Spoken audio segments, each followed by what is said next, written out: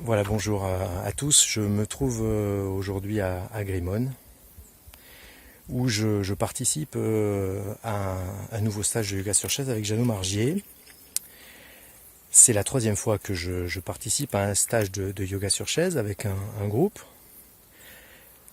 La chose est un petit peu différente cette fois-ci, dans la mesure où j'interviens plutôt avec une collègue sur la partie formation de la technique, de la pratique de yoga sur chaise dispensée par Jeannot.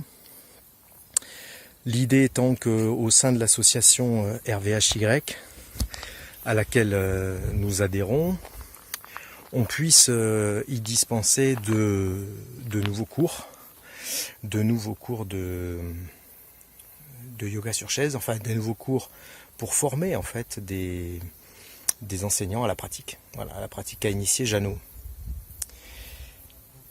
Les choses doivent évoluer, la demande est importante, les besoins aussi, au niveau du terrain, au niveau des EHPAD, au niveau des seniors qui souhaitent en fait bénéficier de cette pratique, et nous sommes confrontés à un manque de formateurs autour de cette pratique de yoga sur chaise codifiée par Jeannot. Donc voilà, ce troisième stage, c'est assez nouveau, où l'idée sera de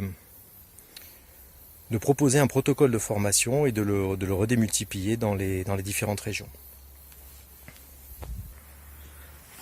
Alors nous sommes encore en rodage, on va dire, sur cet aspect de la formation. C'est quelque chose auquel nous pensions déjà depuis quelques temps, mais qu'on avait encore un peu mis du temps à formaliser. Voilà, les choses sont en train de se mettre en place tranquillement. Donc là, nous sommes deux à participer donc à ce stage avec le regard de futurs formateurs. Jeannot nous met le pied à l'étrier en nous faisant participer aux séances qui sont dispensées de yoga sur chaise, sur le fait d'intervenir en fait à tour de rôle. Et puis ce qui nous permet d'avoir un recul aussi sur notre pratique et de pouvoir en rediscuter ensuite ensemble. Voilà, c'est intéressant de ce point de vue-là, de pouvoir être amené, accompagné sur ce terrain de la formation.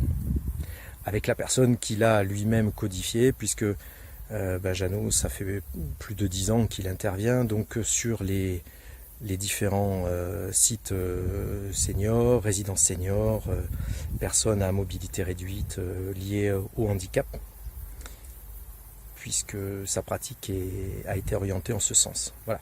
Ce qu'il faut aussi savoir, c'est que le yoga sur chaise n'est pas, même si effectivement la pratique au départ, comme Jeannot le précise, a été pensée à destination en fait des personnes à mobilité réduite ou du grand âge.